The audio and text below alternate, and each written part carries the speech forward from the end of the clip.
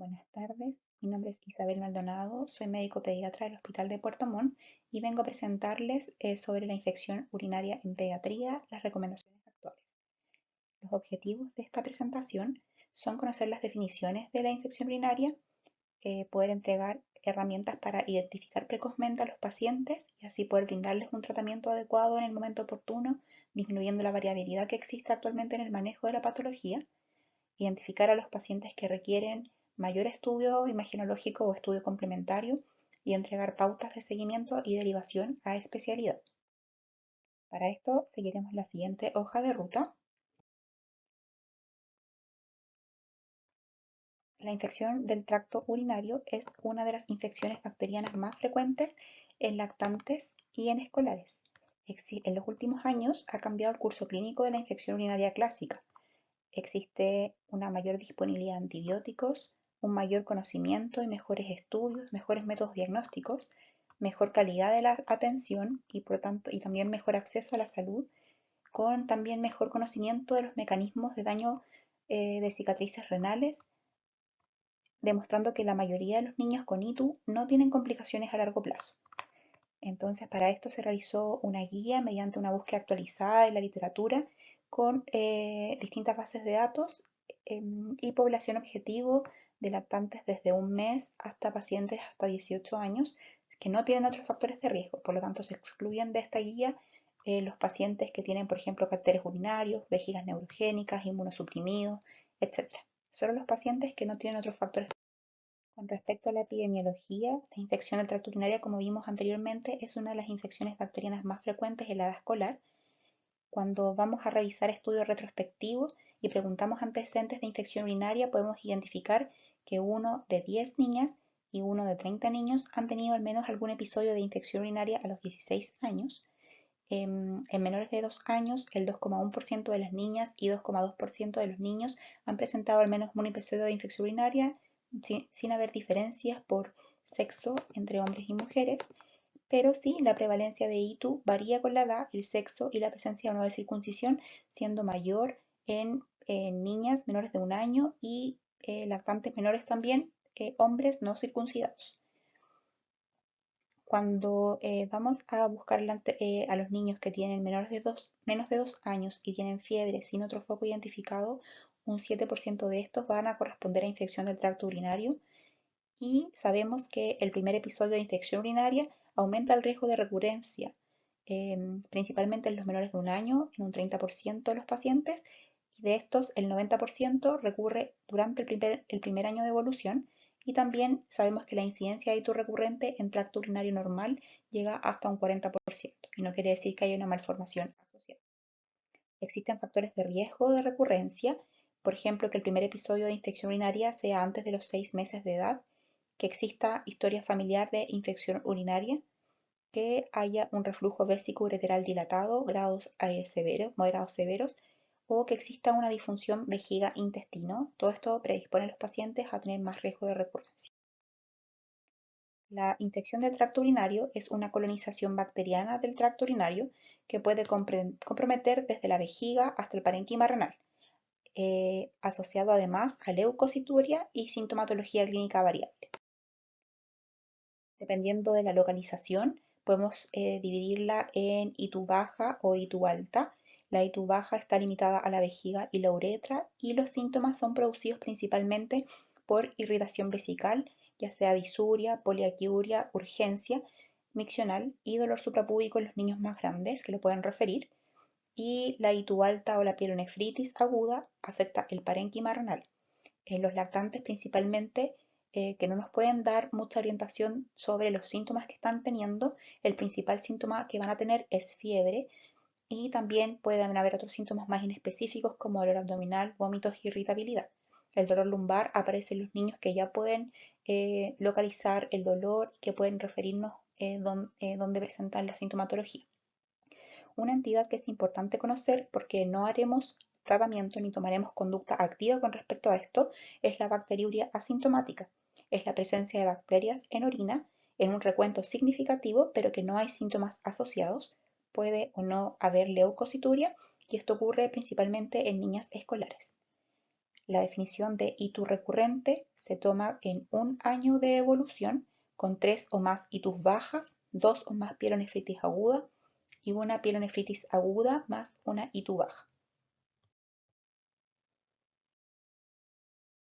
La itu atípica o complicada es una infección urinaria alta que evoluciona de forma tórpida y además pueden haber elementos que sugieren alteraciones anatómicas o funcionales de la vía urinaria, por ejemplo, un chorro urinario débil, una masa abdominal o vesical que aumente la creatinina sérica, que tenga el paciente una sepsis, que no tenga respuesta a tratamiento antibiótico a las 48 horas o que sea una infección por organismo no Escherichia coli. Todos estos pacientes requieren un manejo y un estudio individualizado. En esta tabla hay otros también antecedentes de que pueden haber patologías nefrológicas subyacentes, por ejemplo, una disfunción miccional, una constipación, un globo vesical, o lesiones de médula espinal, pensando en otras alteraciones. El diagnóstico es en base a historia clínica, a los exámenes de laboratorio y microbiológico. Dentro de la historia clínica va a depender de la edad del paciente. En los lactantes menor a 3 meses, los síntomas más comunes, como dijimos, es la fiebre, pero también pueden presentar síntomas más inespecíficos como irritabilidad o vómitos, o síntomas menos comunes como orina de mal olor o dolor abdominal. En los lactantes y niños mayores de 3 meses están los pacientes que están en la época preverbal, cuyo síntoma más común de todas formas va a seguir siendo la fiebre, y también puede haber dolor abdominal, vómitos, rechazo de alimentación, dolor lumbar, y también como síntomas menos comunes, retraso de crecimiento o orina de mal olor. En la época verbal, los pacientes ya pueden referirnos los síntomas que ellos sienten, entonces vamos a tener como síntomas más comunes la polaquiuria y la disuria, y también otros antecedentes, por ejemplo, el dolor lumbar. Como los síntomas previos son tan inespecíficos, principalmente en lactantes, en esta guía se busca entregar un poco más de certeza, por decirlo de alguna forma, de cuándo solicitar el examen de orina frente a qué situaciones clínicas. Y los divide en niñas, perdón, en fiebre, en pacientes menores de 2 meses, o sea, lactantes, que no tengan otro foco identificado, y eso se divide en niñas y niños. A las niñas les piden que tengan 2 o más de los siguientes factores: que tengan fiebre más de 48 horas, que no tengan foco identificado, que tengan fiebre alta, más de 39 grados, o que sean niñas con menos de 12 meses, menor a un año, como dijimos que eran los más prevalentes en la infección urinaria. Y a los niños los dividen en si son circuncidados o no circuncidados. A los pacientes circuncidados les piden fiebre alta por más de 24 horas y que no tengan causa aparente, y en los pacientes no circuncidados basta con la fiebre alta por 24 horas que no tengan otros factores de riesgo adicionales. En los niños mayores y en los adolescentes em, les piden, para poder realizar un examen de orina, que tengan síntomas sugerentes de infección urinaria, ya que nos van a poder referir los antecedentes, o que tengan fiebre sin causa más un factor de riesgo, por ejemplo, que tengan una infección urinaria previa, que tengan una anomalía en la vía urinaria ya identificada, o que tengan un retraso cognitivo, porque también tienen limitación en cuanto a referirnos en la sintomatología. Entonces, a los pacientes que vimos anteriormente les vamos a realizar un examen de orina para poder hacer el diagnóstico, y hay distintas formas de hacer el examen de orina. En los pacientes sin control de esfínter podemos hacer un cateterismo vesical que tiene bajo riesgo de complicaciones, con una tasa de complicación que igual existe, que es hasta un 12%, y la técnica correcta es ojalá realizar el sondeo y eliminar los primeros ml que se aparezcan por la sonda y tomar los siguientes ml. Si es que el primer sondeo fue frustro, hay que realizar un cambio de sonda. Esto no siempre se realiza, pero es necesario para poder evitar la tasa de contaminación. Obviamente todo bajo técnica estéril y bajo limpieza adecuada de los genitales. La punción suprapúbica es un procedimiento que casi no se realiza porque es invasiva y requiere personal entrenado. Ojalá en pediatría, si es que la voy a realizar, sea bajo visión ecográfica, y se realiza en casos de fimosis severa o en caso de que tenga una cinequia vulvar importante o que haya malformaciones genitales externas que no me permitan realización de un cateterismo vesical. La bolsa recolector en general no se recomienda para realizar diagnóstico de infección urinaria, ya que la tasa de falsos positivos es súper alta, un 70% de falsos positivos. Lo que sí sirve es que tiene un alto valor predictivo negativo, o sea, en un paciente me sirve para descartar una infección urinaria, pero en el caso de que yo decida tomar el examen de orina por recolector, es necesario de todas formas confirmar el diagnóstico con un cateterismo vesical, en el caso de que salga la orina alterada. Por tanto, no se recomienda para cuando yo sospecho efectivamente una infección urinaria. La muestra de orina debe ser procesada antes de 4 horas y, de no ser posible, refrigerar entre 2 a 8 grados inmediatamente tras obtener la muestra, y esto ojalá que sea enviado al laboratorio antes de 24 horas. En los pacientes con control de esfínter, la mejor forma de realizar el examen de orina es mediante segunda micción. Se toma la orina de la mitad del chorro miccional o se elimina el primer chorro miccional y se toma el segundo. Requiere personal entrenado también para la realización y hay que hacer una limpieza genital previa a la obtención de la muestra. De todas formas, la orina tiene que ser procesada antes de 4 horas, como dijimos previamente, y de no ser posible hay que refrigerar. Luego de que yo obtengo mi muestra de orina, tengo que realizar un uroanálisis. El uroanálisis alterado y la clínica compatible me permite iniciar un antibiótico empírico, por tanto es muy importante realizar el uroanálisis. Comprende dos métodos, la tira reactiva y el examen microscópico de orina.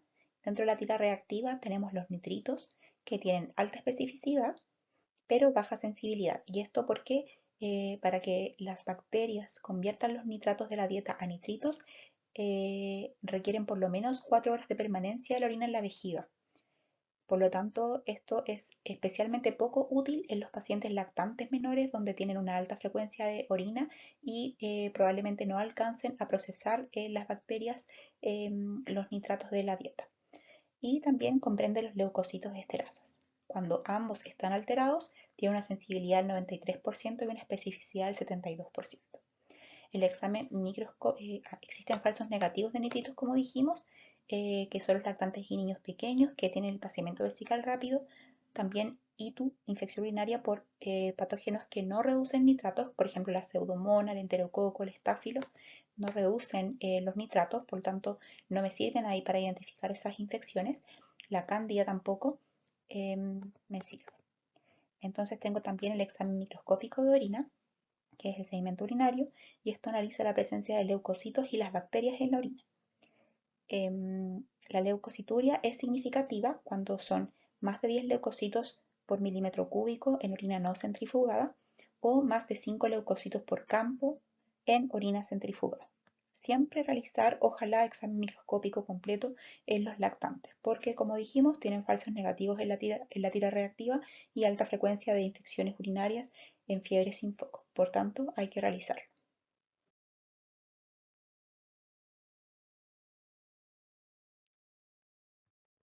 Entonces ya vimos los síntomas y signos clínicos, el principal laboratorio que se solicita y ahora también la tercera parte del diagnóstico de infección urinaria, que es el urocultivo.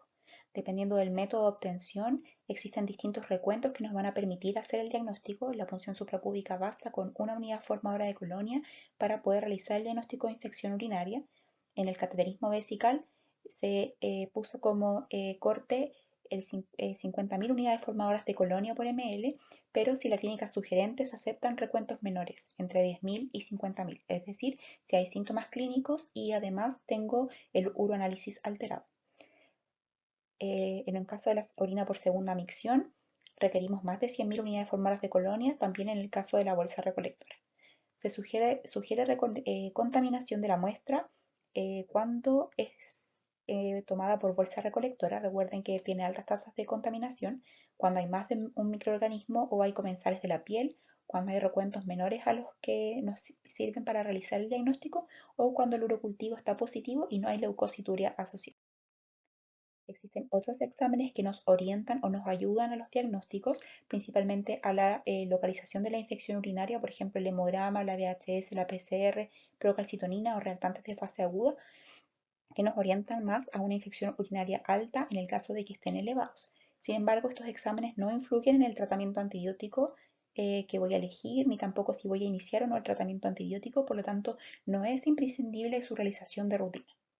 La creatinina plasmática no está recomendada de rutina tampoco en infecciones urinarias de evolución favorable, sí cuando los pacientes tienen evolución tórpida o cuando están deshidratados por deshidratación principalmente, o también a veces la utilizamos para tener un basal cuando vamos a utilizar aminoglicosidos como tratamiento. Los hemocultivos tenemos que considerar que 4 a 9% de los pacientes con infección urinaria cursa con bacteriemia asociada. Por lo tanto, hay que realizar el hemocultivo en grupos de riesgo. Por ejemplo, en los lactantes menores de 3 meses, siempre realizar hemocultivo. Si el paciente se ve mal, se ve tóxico, se ve séptico, hay que realizar hemocultivo o cuando tengo malformaciones del tracto urinario asociado. Los objetivos del tratamiento de la infección urinaria son principalmente la mejoría clínica, pero también erradicar la infección y minimizar las secuelas. Dentro del tratamiento están las medidas generales, siempre tener una hidratación adecuada del paciente, preferir el paracetamol para el manejo del dolor y para el manejo de la fiebre y evitar siempre, otros nefrotóxicos como los antiinflamatorios no esteroidales. Existen criterios de hospitalización que, por ejemplo, la edad menor a 3 meses requiere sí o sí hospitalización. En los pacientes que se ven sépticos también tienen que ser hospitalizados cuando hay mala tolerancia oral o signos clínicos de deshidratación, cuando hay mala respuesta clínica con tratamiento antibiótico adecuado, cuando hay dudas en el cumplimiento del tratamiento ambulatorio, cuando hay malformaciones del tracto urinario asociadas, cuando hay inmunodeficiencias también requieren hospitalización, por supuesto, cuando hay alteraciones electrolíticas o de la función renal en el caso de que yo le haya pedido una función renal, o hay otras indicaciones relativas, por ejemplo, cuando están muy elevados los reactantes de fase aguda y hay ansiedad de los padres, o cuando hay un aito febril recurrente, o cuando hay un lactante mayor de 3 meses con historia familiar de reflujo o ecografía prenatal con hidronefrosis congénita, más que nada para completar el estudio.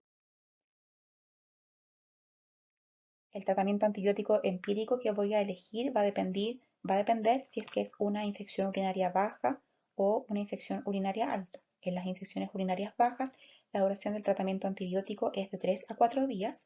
No hay que utilizar el mismo antibiótico si se usaba antibiótico para profilaxis y la elección depende de la resistencia antibiótica local. En general se prefiere la nitrofurantoína porque tiene buena llegada a vejiga, cefalosporinas de primera generación o fosfomicina en mayores de 12 años. Casi no se usa. La bacteriuria asintomática es importante, como dijimos previamente, porque no hay que tratarla, aumenta solo la resistencia a antibiótico y no tiene riesgos de secuelas a largo plazo. En la infección urinaria alta o pielonefritis aguda no existen diferencias entre elegir un tratamiento oral y endovenoso, tanto en el control clínico de la enfermedad, en las recurrencias, en las cicatrices renales. Si es que yo decido que mi paciente no tiene criterios de hospitalización y voy a manejarlo de forma ambulatoria, puedo administrarle cefalosporina de segunda o tercera generación vía oral y citarlo a control en 48 horas para ver la evolución, 24 a 48 horas para ver la evolución, o si es que tiene buen acceso a salud, está cerca del centro de salud, puedo decidir administrarle amicacina o ceftriaxona de forma ambulatoria en el servicio de urgencia cada 24 horas, citarlo una vez al día y administrar el medicamento hasta que esté el paciente afebril. En los pacientes que decido que sí tienen criterios de hospitalización, entonces tengo que elegir amicacina como primera opción de tratamiento antibiótico, a menos que sospeche que mi paciente tiene una sepsis asociada o que además tiene, por ejemplo, em, un daño renal o elevación de la creatinina a su ingreso. En ese caso, prefiero una cefalosporina de segunda o tercera generación. En los menores de 3 meses, además, hay que asociar ampicilina porque existe riesgo de que tengan enterococo y la ampicilina tiene buena cobertura para enterococo y se realiza cambio antibiótico oral luego de que el paciente esté 24 horas afebril y que tenga buena tolerancia oral. En esta tablita les dejo las dosis de los medicamentos. La duración del tratamiento antibiótico en una infección urinaria alta no complicada es de 7 a 10 días. En la infección urinaria alta, pero con bacteremia asociada, no séptico, tengo que darle sí o sí 5 días de tratamiento endovenoso para completar 10 días totales de tratamiento antibiótico vía oral. Em, Siempre privilegiando que esté sí o sí 24 horas a febril, previo al cambio de terapia. Y en las infecciones urinarias complicadas, en las nefronias lobares o los abscesos, tengo que sí o sí dar 3 semanas de tratamiento endovenoso vía asociado con aminoglicosidos y cefalosporina. O sea, inicialmente es endovenoso, vía asociado y posteriormente vía oral, para completar 3 semanas totales. Y en esta diapositiva podemos ver la tabla resumen de tratamiento, que es lo que ya conversamos anteriormente. Entonces ahora nos vamos al diagnóstico por imágenes. El objetivo de las imágenes es buscar alteraciones que predispongan al paciente a tener nuevas infecciones con el fin de prevenir el daño renal secundario. Con esto minimizar también los exámenes innecesarios, los costos que se producen cuando pedimos exámenes que no son adecuados y los efectos secundarios que tienen los exámenes, por ejemplo, la radiación a la que exponemos a los niños. Hay que preferir exámenes que sean menos invasivos, con menor dosis de radiación y focalizarlos en niños que tienen riesgo de anomalías. Por ejemplo, en niños que tienen ITUs atípicas con alto riesgo de efectos parenquimatosos renales y anomalías estructurales significativas, que tengan ITU recurrente, porque esto se asocia a un aumento progresivo de riesgo del daño renal o antecedentes de ecografía prenatal alterada. Esos son los principales niños en los que vamos. Existen distintas imágenes que nos pueden apoyar en el diagnóstico de infección urinaria. La primera de ellas es la ecografía renal y vesical, que como sabemos es un examen que no es invasivo, puede detectar anomalías anatómicas, por ejemplo ureterocele o dilataciones hidronefrosis, permite evaluar el parénquima y el tamaño del riñón, y la limitación que tiene es que tiene baja sensibilidad para reflujo vesicoureteral y para detectar cicatrices renales. En niños con control de esfínter no hay que olvidar medir el residuo pre y postmiccional. Debe estar el paciente bien hidratado para poder realizar un examen adecuado. ¿A quienes realizo ecografía renal y vesical? A todo niño después de un primer episodio de infección urinaria. La diferencia entre uno y otro es si voy a realizarla precoz o diferida. La ecografía precoz es durante el episodio agudo de infección urinaria. La voy a hacer en los casos de tener una infección urinaria atípica o en el caso de que yo sospeche que hay una complicación. Por ejemplo, un paciente que tras 48 horas de tratamiento antibiótico adecuado no responde al tratamiento y sigue febril. La ecografía renal y vesical diferida se realiza dentro de 6 semanas post-diagnóstico de infección urinaria. Y a quienes voy a realizarles ecografía después de un año del episodio agudo, si es que la ecografía precoz tiene cambios inflamatorios, por ejemplo hipoperfusión o dilataciones menores, o si es que tengo una ITU atípica o recurrente y no tengo disponibilidad de DMSA para buscar secuelas a largo plazo. La uretrocistografía miccional es un método que utiliza medio de contraste iodado a través de una sonda vesical. Introduzco el medio de contraste a la vía urinaria y con esto puedo analizar distintas formas, distintas cosas en la vía urinaria. Es el examen de referencia para el reflujo vesicoureteral y también para obstrucciones del tracto urinario inferior, valvas de uretra posterior principalmente. Requiere, eso sí, el urocultivo negativo previo a la realización del examen, por tanto, debo dar profilaxis antibiótica a todos los pacientes que tienen indicación de uretrocistografía miccional hasta que se realice el estudio. En los menores de 6 meses voy a revisarla si es que voy a ver, si es que veo una alteración en la ecografía, si es que hay una dilatación de la vía urinaria, si es que hay cicatrices renales, si es que hay displasia renal o alteración vesical, historia familiar de reflujo vesicoureteral o infección urinaria atípica. En los pacientes de 6 meses a 3 años voy a revisarla si es que hay una ecografía anormal o considerarla si es que hay historia familiar de reflujo vesicoureteral y una infección o de infección urinaria recurrente. Y en los mayores de 3 años en general no se recomienda de rutina, es más de indicación del especialista.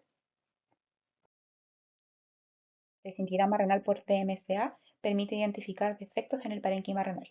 Puedo realizarlo en el episodio agudo o diferido. Agudo o diferido. El agudo es antes de 2 semanas desde que hice el diagnóstico de infección urinaria. No se recomienda en forma rutinaria, pero sí es el examen de referencia para el diagnóstico de pielonefritis aguda.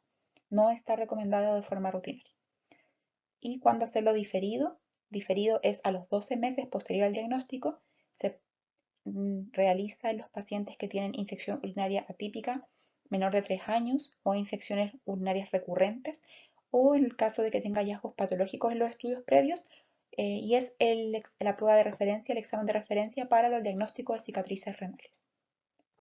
La profilaxis antibiótica no se recomienda de forma rutinaria en niños sanos con un primer episodio de ITU, no disminuye el riesgo de progresión, no disminuye el riesgo de nuevas cicatrices renales ni de recurrencia de infección urinaria sintomática o febril.